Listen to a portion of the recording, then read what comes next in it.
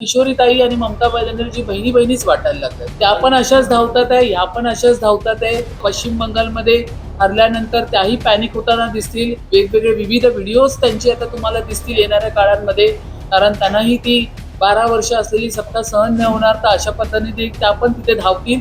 अशा किशोरीताई पण आमच्या धावतात त्या सत्ते खुर्चीला बघून पुन्हा पुन्हा तो स्टेज त्यांना चढावा असं वाटतो.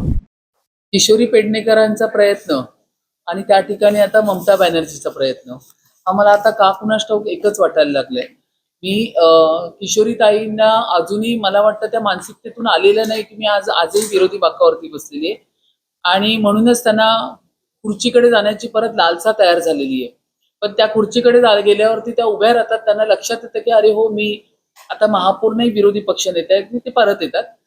तर हे असे जे खेळ आहेत ते विरोधकांकडनं सुरूच राहणार, पण ते त्यांनी मान्य करायला पाहिजे. इथे कामं चालू होती, मुंबई महानगरपालिकेचेच काही महत्वाच्या विषयांवरती माझ्या मीटिंग्स चालू होत्या, ज्या करणं पण गरजेच्या होत्या फार. आणि त्याचबरोबर पश्चिम बंगालचा जो यशस्वी असा रिझल्ट आमच्या भारतीय जनता पक्षाच्या माध्यमातून आमच्यासाठी तो ऐतिहासिक रिझल्ट होता.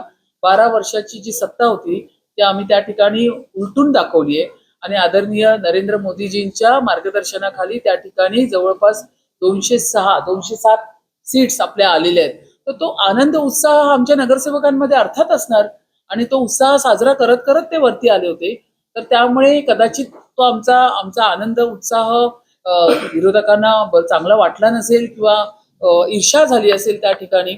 म्हणून मी मगाशी सांगितलं की मला किशोरीताई आणि ममता बॅनर्जी बहिणी बहिणीच वाटायला लागल्यात.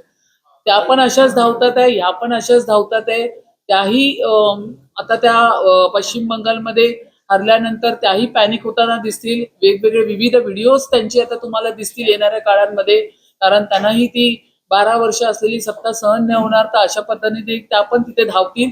अशा किशोरीताई पण आमच्या धावतात त्या सत्ते खुर्चीला बघून पुन्हा पुन्हा तो स्टेज त्यांना चढावा असं वाटतो, पण पुन्हा त्यांच्या लक्षात येतं की नाही, मी आता विरोधी पक्षनेते पुन्हा येऊन त्या बेंचवर बसतात. मात्र नसरापूरच्या घटनेसंदर्भात सभागृहात एकही शब्द निघत नाही. पश्चिम बंगालचा विजय मात्र साजरा होतो असा त्यांचा आक्षेप आहे आणि सगळ्यात महत्त्वाचं कोरम भरला जात नाहीये सत्ताधारी पक्षाकडनं, असाही विरोधी पक्षांचा आरोप.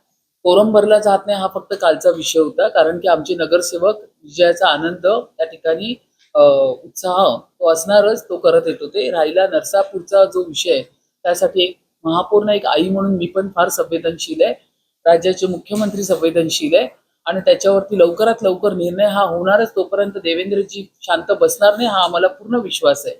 आणि राहिला विषय ताईंनी घेतला, ताईंनी विषय घेतला आणि ताई परत खुर्चीकडे पण गेल्यात, हा पण विषय.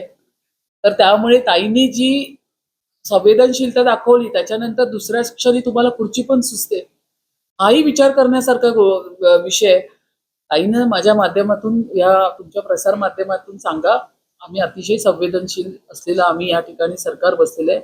गृह खाता आदरणीय देवेंद्रजी फडणवीस साहेब त्यांच्याकडे अतिशय संवेदनशील आहे. त्याच्यावरती जोपर्यंत त्याला फासावर लटकवणार नाही तोपर्यंत देवेंद्रजी शांत बसणार नाही, हे तुम्हाला येणाऱ्या काळात 2-4 दिवसात कळेलच. पण ह्याचा अर्थ हा नाही की तुम्ही त्या विषयाचा उहापोह करून त्याचं राजकारण कृपया करू नका. ही फार संवेदनशील घटना आहे. 4 वर्षाच्या मुलीचा त्या ठिकाणी बळी गेलाय अत्याचार झाल्यानंतर आणि ती गोष्ट अशा पद्धतीने सभागृहामध्ये उचलून धरणं हे काही योग्य नाही. प्रस्ताव होता अभिनंदनाचा, अभिनंदनाच्या प्रस्तावावरती जेव्हा त्यांनी हा विषय जोडला तेव्हा मी फक्त महापौर म्हणून उठून त्यांना असं सांगितलं की काही विषय मांडला होता अभिनंदनाचा, तुम्ही हा विषय जोडू नका, पाहिजे तर तुम्ही हा विषय वेगळा घ्या, लक्षात घ्या. असं झाल्यानंतर मग त्याच्यावरती चिडायचं कारणच नव्हतं की तुम्ही संवेदनशील. आणि मला असं वाटतं ह्या विषयाचं राजकारण किशोरीताईंनी करू नये.